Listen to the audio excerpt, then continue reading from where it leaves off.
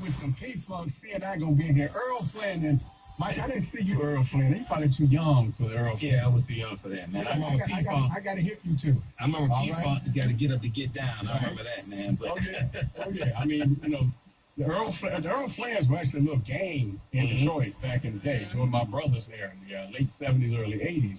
But they had a dance called the Earl Flynn and took over the party scene in Detroit. Yeah, I've heard of it. Oh, yeah, I'll teach it to you. Okay. I still got enough left in me, so I can teach you some Earl Flynn. Let me share something with you, ladies and gentlemen. This is something that I wrote several years ago, many years ago, when I was actually a columnist for the Detroit Free Press. Some of you don't know I did that. And I was talking about the King's celebration, and this is an excerpt from that.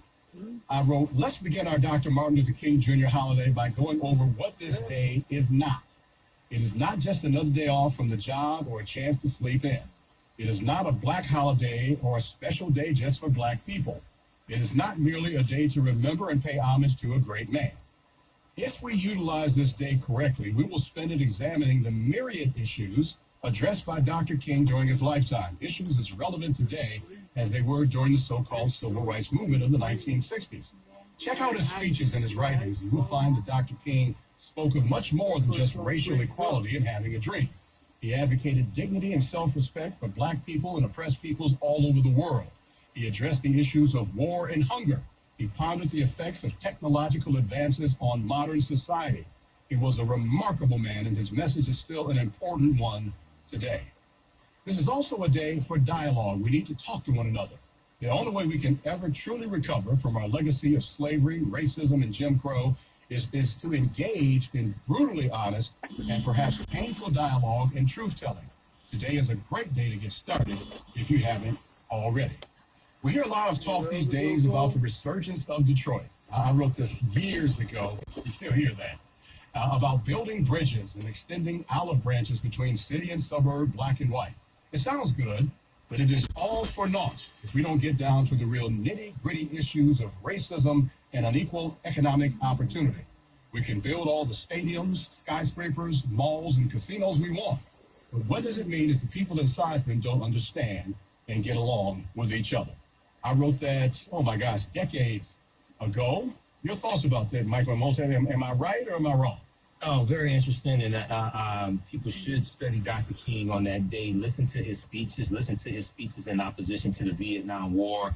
Listen to his last speech. I've been to the Mount Top April 3rd, 1968, where he talks about supporting African-American-owned businesses. He talks about redistributing the pain. With targeted sustained economic boycotts. He called out in 1967, April 4th, 1967, is his first speech in opposition to the Vietnam War. Then he talks about how the biggest purveyor of violence in the world is my own government.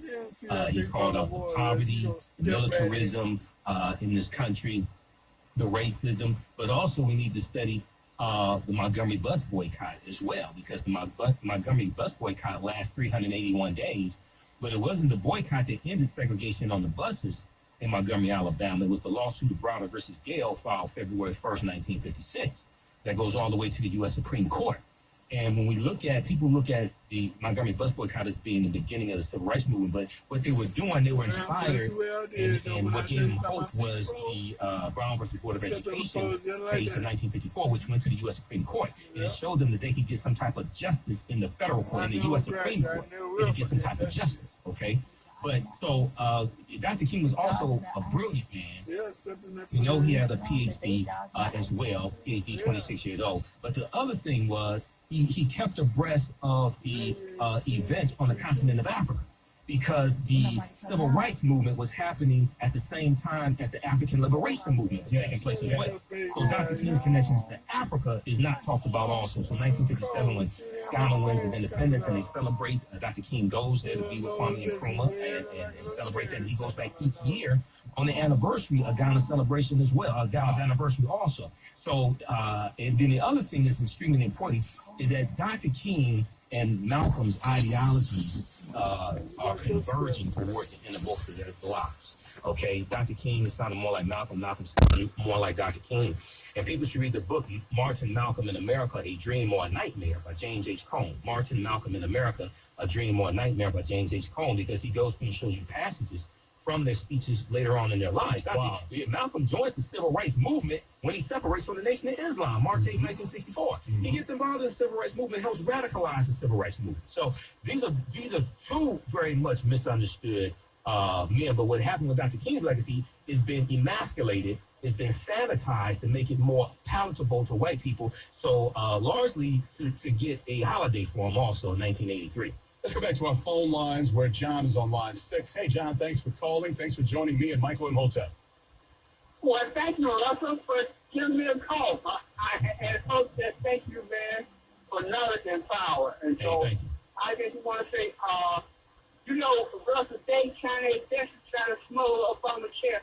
Did you know over 10.5 million people have signed up for Obamacare since Trump started trying to block it? Mm-hmm. Over 10.5 million. So Yeah, he tried to block it, didn't publicize it, and folks signed up anyway.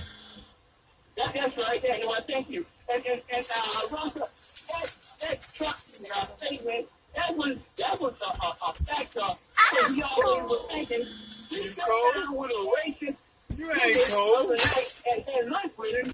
I don't know if you're familiar with him. You're not you, son, Bill. It's called, I don't want to call his name, but I think You cold. he You was cold, down Bill. for Britain. The Germans, they Hood up over their head there. Got that hood up there.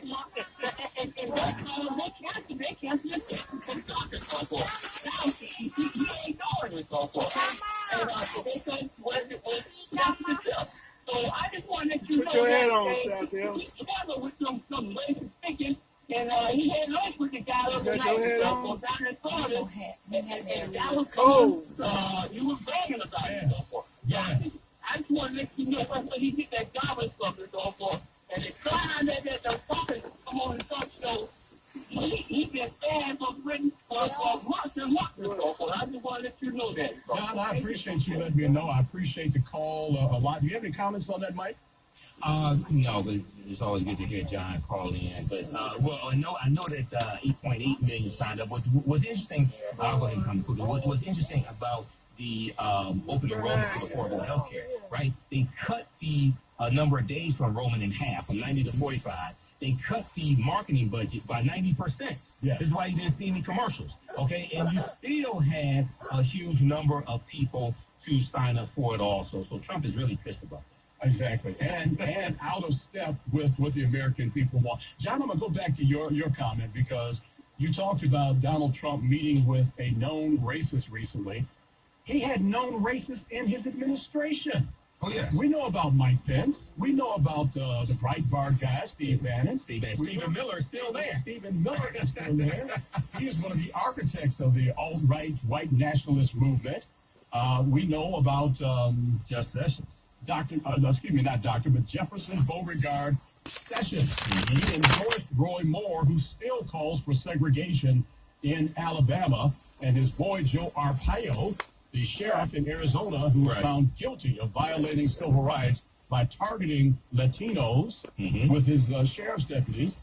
Now, I don't think Donald Trump has endorsed him yet, but Arpaio announced for Senate in Arizona saying, I'm going to be a conservative voice for Donald Trump. The racism of Donald Trump has been out there for a long time. This is the latest example of it, and I'm hoping that people will react to it and give Donald Trump we'll get it right now. what he deserves. And that is either a 25th Amendment or an impeachment. Well, the other thing is that Trump gave Arpaio a pardon as well after Arpaio was convicted. Yes. Okay, he gave him a pardon. All right. So this is how this guy is. Absolutely. You know what? I'm bothered by, I think there's a guy named Ferris who is the nephew Isaac Newton Ferris Jr. Unfortunately, yes. of Dr. Martin Luther King Jr. Yes. And Donald Trump actually had the gall to sign a proclamation for Martin Luther King Day. Now, it's already a holiday. Why he needed to do that, I don't know, other than the fact that he wanted to try to attach his name to King to not appear to be the racist that he really is. But, this guy Ferris being there bothered me, even though he has come back later and tried to criticize Trump Right. for his remarks. What about that, Michael? Well, once again, he sounds like he's brain damaged. So today, when you saw Trump sign the proclamation, you saw Dr. Ben Carson on Trump's right. On his left side was Isaac Newton Ferris Jr., one of Dr. King's nephews. And he said, CNN is reporting that he said, while he does not believe President Trump is a quote-unquote racist in the traditional sense, end quote, he does think the president is, quote, racially ignorant and racially uninformed, end quote.